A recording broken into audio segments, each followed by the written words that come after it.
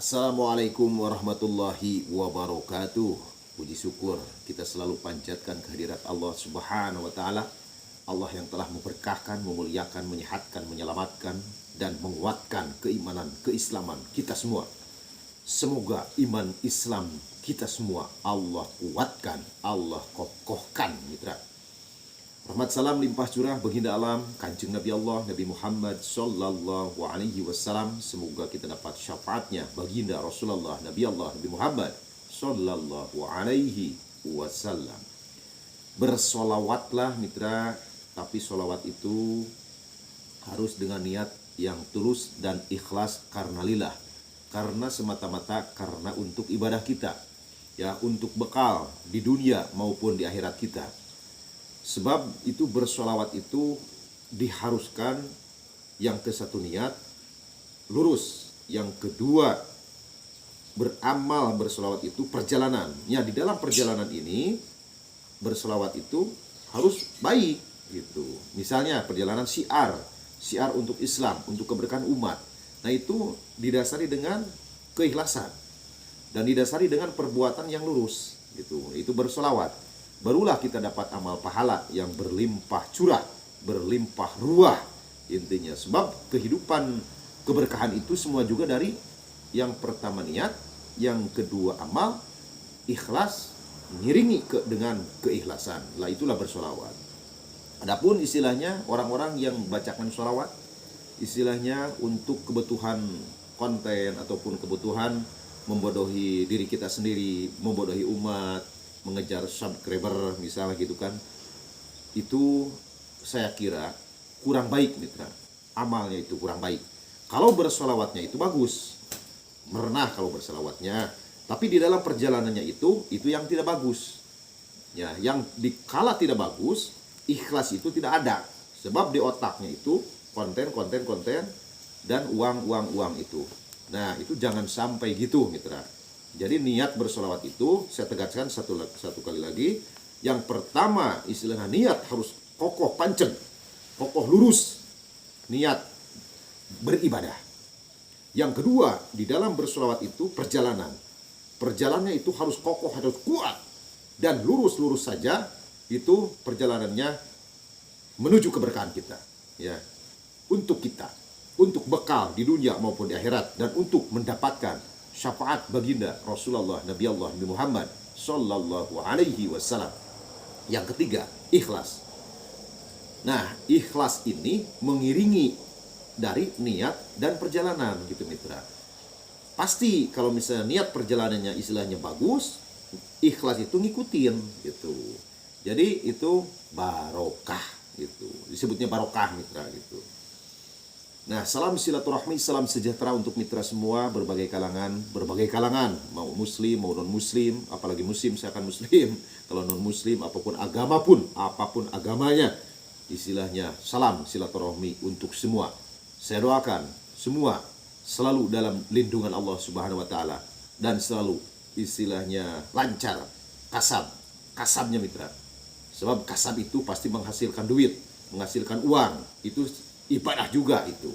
Ibadah juga, sebab kita punya istri, punya saudara, punya ibu, bapak, dan punya istilahnya di sekitar kita banyak orang-orang yang tidak mampu.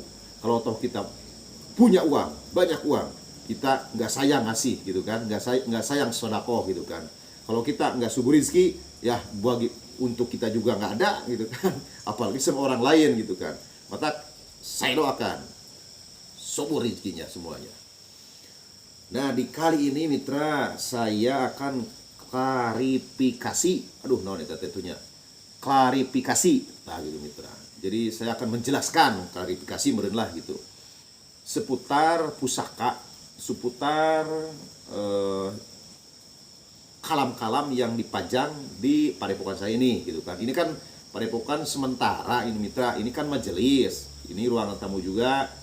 Ini musola waktu dulu gitunya, makanya dibikin kamar untuk tamu dulu gitu kan. Sebab padepokan yang mutlak dari dulu di sana mitra, ini belum beres pembangunannya, lagi dipaju gitu kan. Alhamdulillah sudah 9 bulan ini belum beres. Tapi kan saya nggak mengejar keberesan itu, yang penting kita lurus-lurus sajalah gitu. Nah, hidup kita juga, perjalanan kita juga itu memerlukan ekstra kesabaran, mitra. Ya, jangan semena-mena kita pengen wah gitu kan.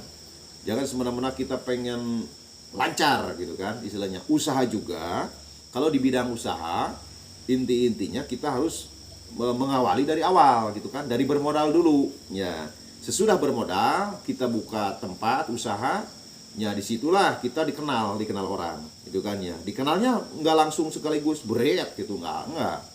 Jadi yang dikenal yang satu, yang dua, yang tiga, ya alhamdulillah bulan demi bulan, tahun demi tahun, nanti kita dikenal. Jadi enak gitu kan istilahnya.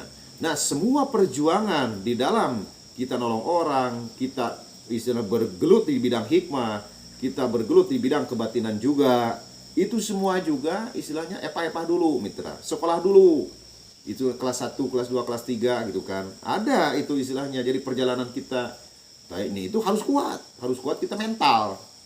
Dan kuat juga berdoanya. Dan kuat juga ikhtiarnya. Dan kuat juga kasabnya mencari keuangan itu gitu, mitra. Ya, di sini banyak tamu yang nanyain, ini keris-keris yang dipajang nanti sesudah beres saya bicara di shoot aja nanti. Ini keris-keris yang dipajang ya.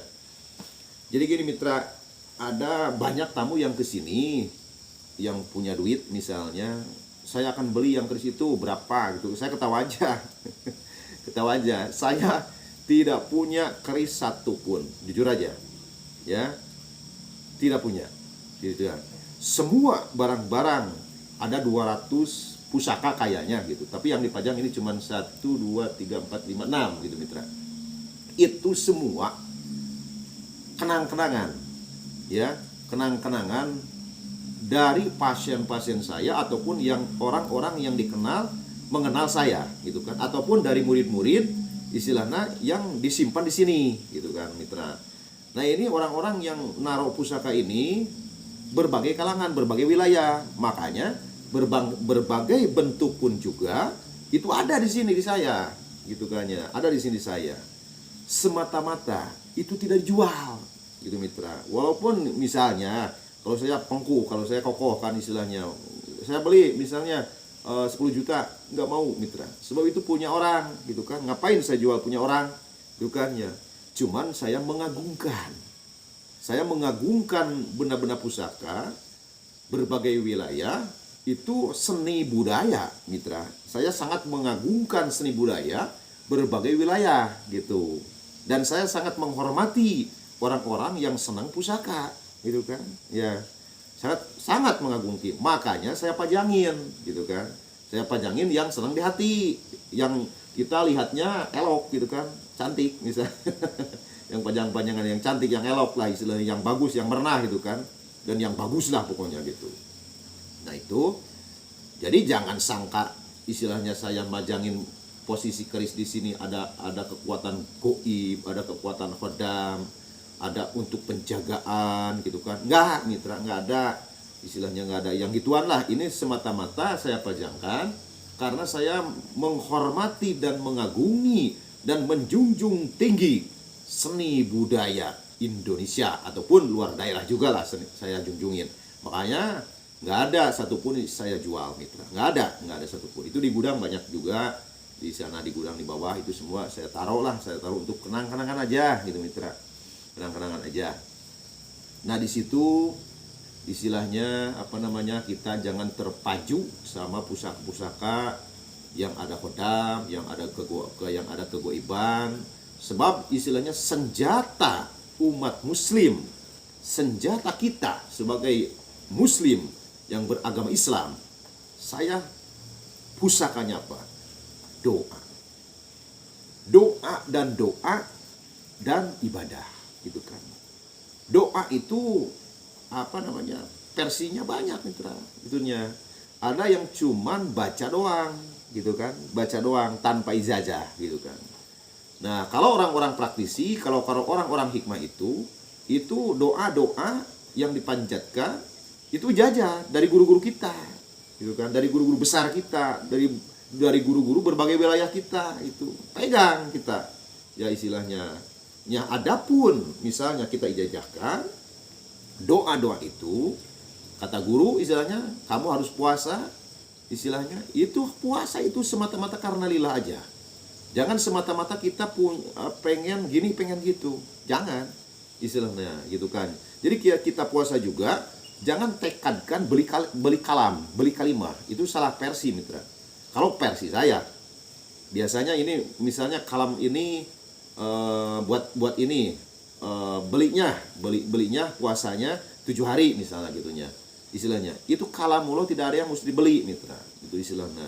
Cuman kita beli ijabah doa ada juga. Nah, beli ijabah doanya itu harus pas gitu mitra. Jadi kita berpuasa itu karena satu, kalau puasa apapun niat saya puasa karena lillahi ta'ala, ridho karena lillah gitu mitra. Jadi amal kita itu tidak sia-sia, tidak mubah gitu. Adapun kita dikasih ijazah dari guru manapun juga, itu istilahnya kalamullah lebih efektif, lebih gagah, lebih kena di hati gitu kan, lebih pas aja lah gitu untuk membacakannya gitu kan, berdasarkan ilmunya gitu, berdasarkan ilmunya.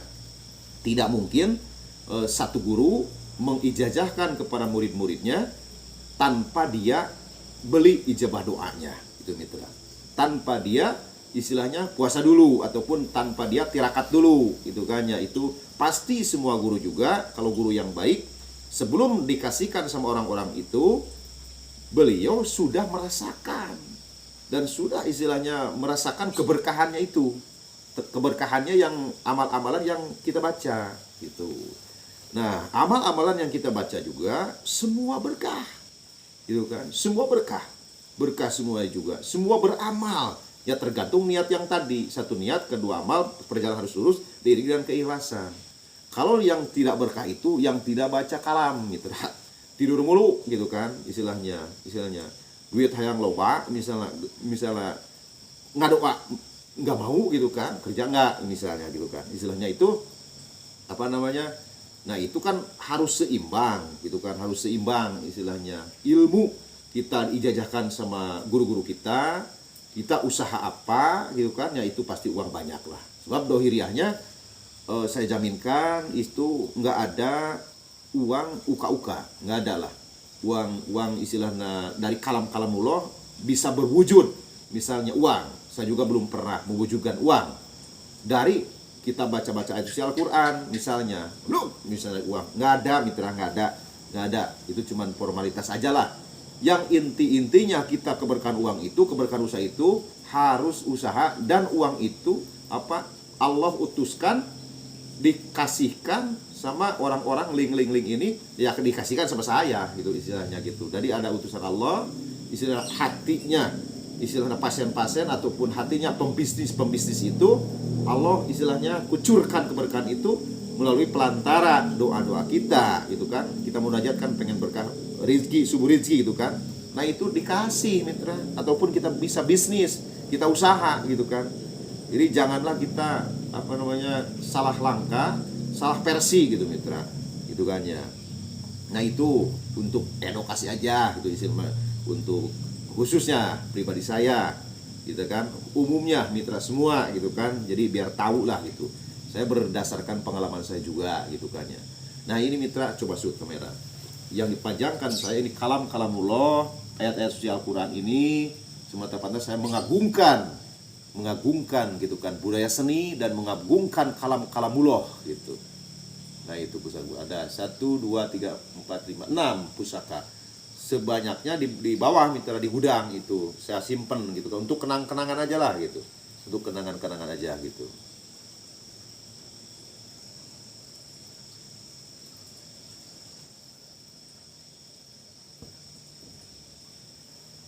Nah itu mitra, jadi sekelas info aja lah untuk ngisi kekosongan.